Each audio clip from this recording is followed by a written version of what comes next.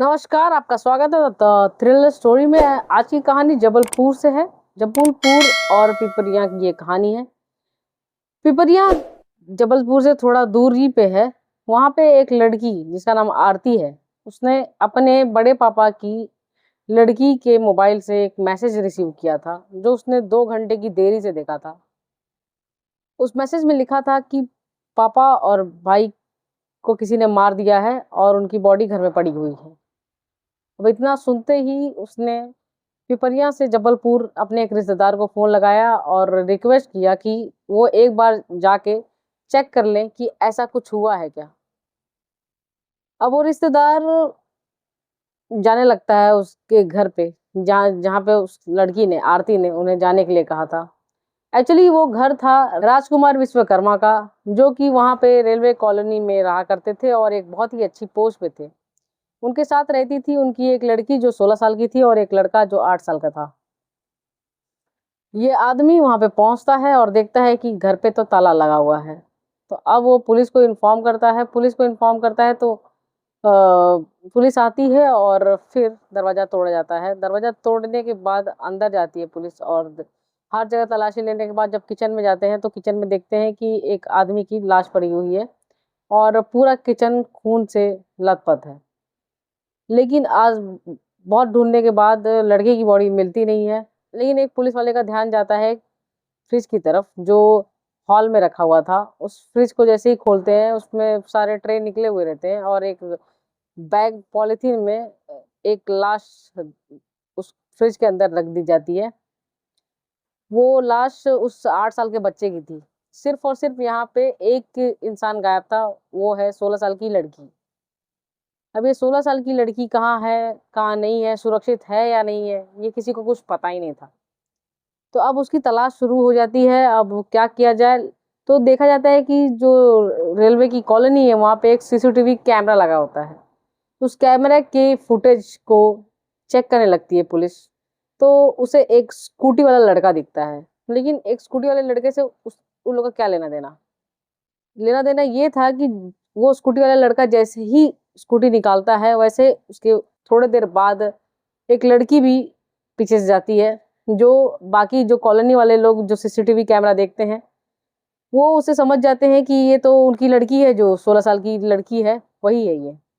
तब वो लड़के के साथ वो कहाँ जा रही है आखिर, और ये क्या मामला है। तो पुलिस जब छानबीन करने लगती है, अब वो सीसीटीवी फुटेज में दिखी और कहीं जाते हुए दिखी, तो उन्होंने क्या किया कि हर जगह की सीसीटीवी कैमरा चेक करना शुरू किया।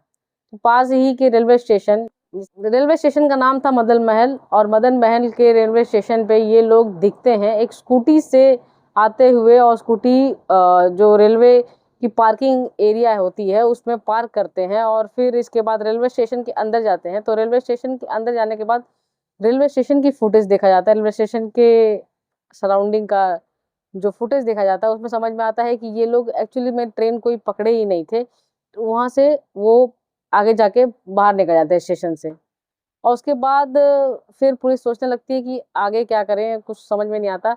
तो फिर वहाँ के पास के ही बस अड्डे की भी सीसीटीवी फुटेज देखी जाती है, जिसमें फिर से वो लोग दिखते हैं। और वो लोग जबलपुर से कटनी के एक बस में चढ़ते हैं। उस पीली कलर की बस में ये लोग चढ़ते हैं। इसके बाद जब वो बस कंडक्टर से पूछा जाता है तो उन्होंने कहा था कि हाँ, बुकिंग करने के लिए 2 लोग तो आए थे और चढ़े भी थे बस में, लेकिन उन लोग जबलपुर ना जाके, अरे सॉरी, कटनी नहीं जाके वो लोग बीच में ही उतर गए।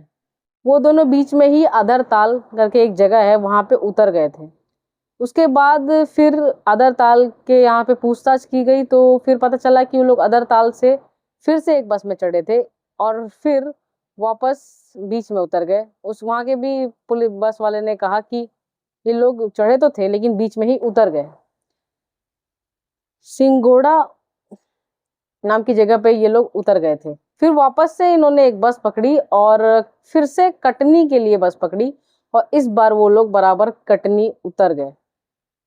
लेकिन ये सब चीज़ में ये लोग ऐसा क्यों कर रहे थे कि हाँ, अलग-अलग जगह पे जाके बस बदलना, फिर रेलवे स्टेशन पे गाड़ी ड्रॉप करना और साथ ही साथ में सबसे बड़ी बात, जब इनके जो फादर है जहाँ पे मरे थे, घर की तलाशी लेने लगे, तो फिर पता चला कि जो घर के अंदर दाखिल होते हैं ना, तो वो डायरेक्ट किल्ली खोल के अंदर नहीं गया था कोई। जो बालकनी का एरिया है वहाँ पे गैस कटर से कट करके फिर अंदर घुसा था कोई, ताकि ये लगे कि ये फोर्सफुल एंट्री है और किसी ने मर्डर किया है।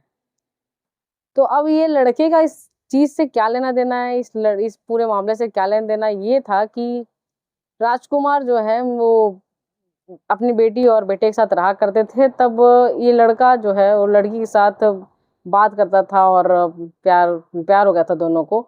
तो इनको राजकुमार को पता चलता है, तो ये इन दोनों पे रोक लगा देते हैं और वो लड़के के ऊपर केस कर देते हैं। हाँ, तो केस में फंस के ये जेल चले जाता है और जेल जाने के बाद फिर उसको थोड़े दिनों के बाद बेल मिल जाती है और ये लड़की को अपने भेज देते हैं जबलपुर से पिपरिया। अब पिपरिया भेज देते हैं, इसके बाद वहाँ वहाँ पे ही लड़की रहने लगती है, लेकिन उसके बोर्ड एग्जाम के चलते उसे वापस आना पड़ता है जबलपुर में कुछ टाइम के लिए। जब वो एग्जाम देने के लिए आती है तो सारा ये एक दिन कांड हो जाता है कि रात के टाइम पे ये जो लड़का है, ये सीसीटीवी कैमरे में दिखा है कि 3 बजे रात को उस घर के आसपास टहल रहा है। एक्चुअली इसका पड़ोसी ही था, तो इतना कोई शक कुछ हुआ नहीं। इसके बाद फिर ये सुबह के टाइम पे की सारी घटना है कि वो लोग बस पकड़े, फिर रेलवे स्टेशन गए। लेकिन इतना सब कुछ क्यों किया उन लोग ने? एक्चुअली में क्या था कि वो जो लड़का था ना, उसको पिक्चरें, साउथ की मूवीज देखने का बहुत शौक था, तो उसने उसी पैटर्न में कुछ करने की कोशिश की कि पुलिस को गुमराह करने के लिए हम लोग ऐसे ऐसे करेंगे तो पकड़ाएंगे नहीं, और पुलिस को समझ में ही नहीं आएगा हम लोग कहाँ जा रहे हैं कहाँ नहीं जा रहे हैं, और पकड़े नहीं जाएंगे। तो अब तक वो लोग पकड़े नहीं गए हैं। वो कटनी उतरने के बाद कहाँ गए वो लोग, कुछ समझ पता नहीं है। पुलिस जांच कर रही है और अभी तक कुछ मिला नहीं है। आज 18 तारीख है, लेकिन वो लोग अभी तक पकड़े नहीं गए हैं। उससे माँ बहुत पहले ही मर चुकी है और उसके पापा ही सब कुछ करते थे, खाना बनाते थे, शाम को भी आते थे तो बनाते थे।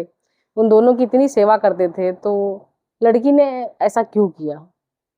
आखिर ऐसा क्या हो गया कि लड़की को ये करना पड़ा? अरे, जब तुमको भागना था तो मार के क्यों भागे? ऐसे ही भाग गए होते बराबर। किसी की जान लेके तुम क्यों निकले? तो ये पूरी कहानी थी, जो अभी की टाइम की थी, 3 दिन पहले की, और अभी तक पकड़े नहीं गए हैं उन लोग। आपका क्या कहना है इस मामले पे? आप कमेंट कर सकते हो। और अगर आपको ये वीडियो पसंद आता है तो इसको लाइक करिए और मेरे चैनल को सब्सक्राइब करिए और भी ऐसी कहानियाँ सुनने के लिए। Thank you.